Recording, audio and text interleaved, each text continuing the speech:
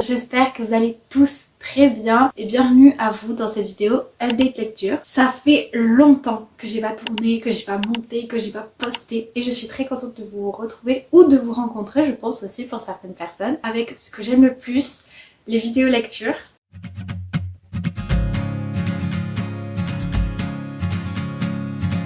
Fell in love when I was only 17. La première lecture que je ne vous ai pas présentée, mis à part dans ma dernière vidéo, c'est Une lumière dans la flamme. D'ailleurs, si vous n'avez pas lu cette saga, allez-y, foncez, quittez cette vidéo, allez lire cette saga. Oui, il va y avoir 11 tomes, c'est pas grave, d'accord? Il faut être courageux dans la vie. J'ai mis 5 étoiles, mais comme je le dis à chaque fois sur les livres de cette saga, si j'avais pu mettre plus, j'aurais mis plus. Pour ceux qui connaissent pas cette saga, c'est le deuxième tome de la saga préquelle du sang et de la cendre, qui a eu quand même pas mal de hype sur TikTok. Alors c'est la saga préquelle, mais qu'on doit intervertir dans la saga principale. Ouais, c'est compliqué, c'est de la fantaisie en fait. Voilà. Pour le résumé rapide de ce tome, si vous n'avez pas lu jusqu'au tome 4 avec Castille et Poppy, allez à ce temps, je le mettrai au montage, il va y avoir des spoils. Donc c'est dans la continuité du tome 1, Nyktos a découvert que Sera avait pour mission de le tuer, mais il a fait retirer sa cardia pour ne pas aimer les gens et pour ne pas terminer comme son père et son oncle. Et en plus de ça, on apprend que Sera est l'originel de la vie. C'est très tendu entre eux, mais ils décident quand même de chercher la solution pour enlever les braises de vie de Sera et les donner à Nyktos pour que Nyktos il puisse vaincre son oncle. J'ai adoré ce tome plus que Une ombre dans la braise. J'ai trop énormément aimé, attention spoiler, que le suicide soit abordé et qu'à la fin du livre, d'avoir un petit peu la note de l'auteur. J'ai aussi beaucoup aimé l'évolution entre Nyktos et Sera. Enfin, le début et la fin, la relation entre eux n'a rien à voir. Et d'ailleurs, en parlant de fin, la fin avec, attention spoiler, le loup, je suis restée sans voix. Je me suis posé la question, est-ce que c'est le même qu'elle a sauvé ou... Et j'avais d'ailleurs republié sur TikTok ce fanart que j'avais trop aimé, voilà. Je l'ai compris à ce moment-là parce que ce fanart, je l'ai republié au moment où j'ai lu Une ombre dans la braise et j'avais pas compris entre guillemets le fanart. Moi je pensais que c'était un fanart de Nyktos. Voilà, il y avait un spoil dans ce fanart. Un spoil que je n'ai absolument pas compris, absolument pas capté. Et j'ai... Même en ayant lu Une lumière dans la flamme, j'étais pas revenue sur cette republication. Et quand j'ai regardé mes republications, j'étais là, hé, c'est quoi ça? L'enchaînement des actions est hyper bien fait. Au début c'est calme, et puis après ça monte crescendo. Et après on a la grosse révélation, le gros retournement de situation. Et là on comprend plein de trucs, et voilà, ça j'adore. Et les points négatifs sur ce livre, il y en a pas. Pour moi, personnellement, j'ai tout aimé. J'ai vraiment tout aimé. Ensuite en janvier j'ai lu le 3e tome des Chroniques lunaires, donc Cress. Et c'est une saga vraiment que j'aime beaucoup et que j'ai voulu continuer, même si pour moi elle est quand même plus compliquée à lire que par exemple Le sang et la cendre que je dévore. Là c'est vrai que vu que c'est écrit à la 3e personne, qu'il y a plusieurs personnages, que à chaque fois quand il y a une énorme action, il nous coupe le truc et on passe à d'autres personnages. C'est vrai que c'est un peu plus compliqué pour moi de le lire, mais j'aime beaucoup quand même. J'ai mis la note de 3,5 étoiles, c'était une bonne lecture. Là dans ce tome, pareil, dans la continuité du tome 2, on suit Cinder et ses amis qui, encore une fois, toujours cherchent à anéantir les Vanna et un peu sauver le monde en quelque sorte. Cinder va chercher à contacter Cress, qu'on avait vu brièvement dans le tome 1. Vous savez, la hackeuse pro trop intelligente là et trop hackeuse quoi. C'est bien joli là. Il y a beaucoup de vocabulaire. Et suite à une discussion entre Cress, Cinder et toute la clique, ils vont se dire bon go, on va la libérer. Et je ne vous en dis pas plus, faut pas vous spoil. Et comme Une lumière dans la flamme, l'enchaînement des actions j'adore parce que au début c'est calme et après ça monte crescendo, ça j'aime trop. Et en plus j'ai trop aimé la fin, le plan qu'ils avaient et la fin. J'ai trop aimé les retrouvailles entre Cinder et le prince Kai. Oh, what? C'était trop marrant. Mais vraiment, Cinder, tu es la badass que tu penses être. Par contre, le truc qui m'a hyper surpris, je sais pas si c'est un point positif ou point négatif, c'est que Cress, c'est pas la badass comme Cinder, comme Scarlett, non vraiment.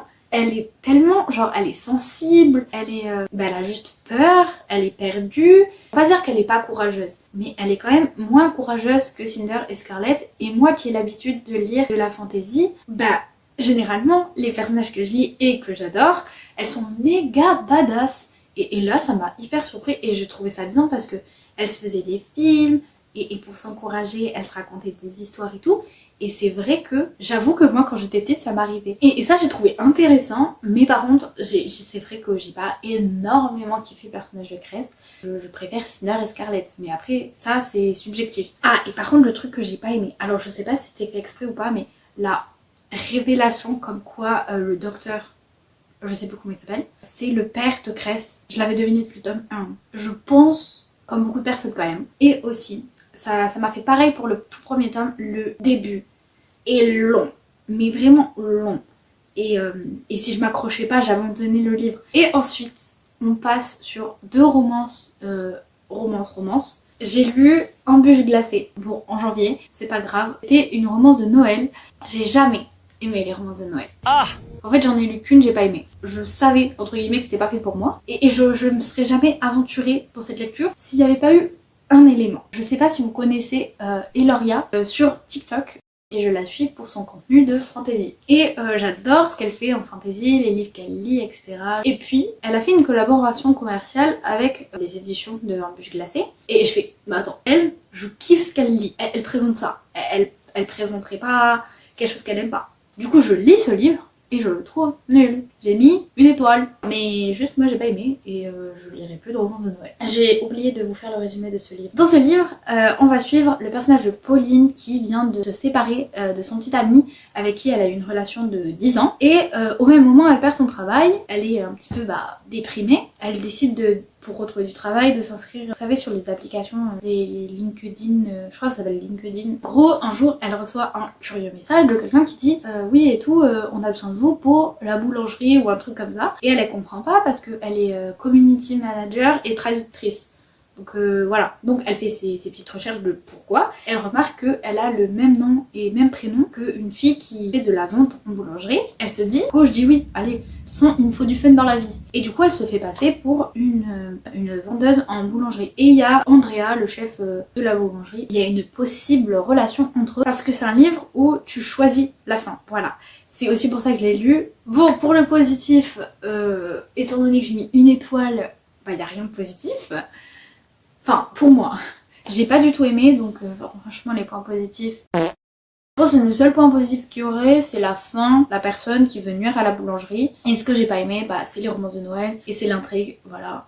Et la deuxième romance, incroyablement surprenant, c'était un coup de cœur. J'ai lu Check and Mate de Ali Hazelwood. J'avais déjà lu Love Hypothesis, j'avais trop aimé, et là, j'ai trop aimé. Dans cette histoire, on va suivre le personnage de Mallory qui a 18 ans et qui subvient aux besoins de sa famille, donc de sa mère malade et de ses 2 petites sœurs. Mallory, ce qu'il faut savoir, c'est que c'est une ancienne prodige des échecs. On ne sait pas pourquoi, on sait juste que c'est en rapport avec son père. Elle l'a arrêté complètement et un jour, sa meilleure amie lui dit « J'ai absolument besoin de toi pour un tournoi d'échecs ». Et Mallory, elle accepte. Et lors de ce tournoi, elle rencontre Nolan, le numéro 1 des maîtres d'échecs, je crois que ça s'appelle comme ça, je sais pas trop, qui est réputé pour être colérique et mauvais joueur. Elle le bat en fait et elle s'enfuit.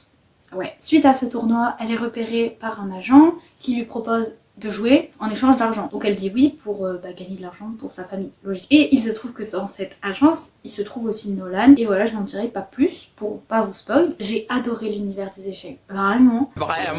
J'ai trop kiffé. Déjà j'aime beaucoup les échecs de base. Je suis tombée in love de Nolan. Pas autant que Castile, Ritsen. Je l'ai trouvé hyper mature. Révélation finale avec le père de Mallory. J'ai trouvé ça banal. En soi c'était crédible, c'était réaliste. En février, j'ai lu un seul livre, que d'ailleurs je n'ai pas terminé. Je suis désolée. Je vous le présenterai dans un prochain update lecture. C'est À Cotard, le tome 3. Pour l'instant c'est très positif, je suis à un peu plus de la moitié. C'est la fin de cette vidéo, j'espère qu'elle vous aura plu. Et n'hésitez pas à liker, tout ça, vous connaissez la chanson. Je vous retrouve bientôt pour ceux qui le souhaitent. Et je vous fais des gros bisous et je vous dis prenez soin de vous.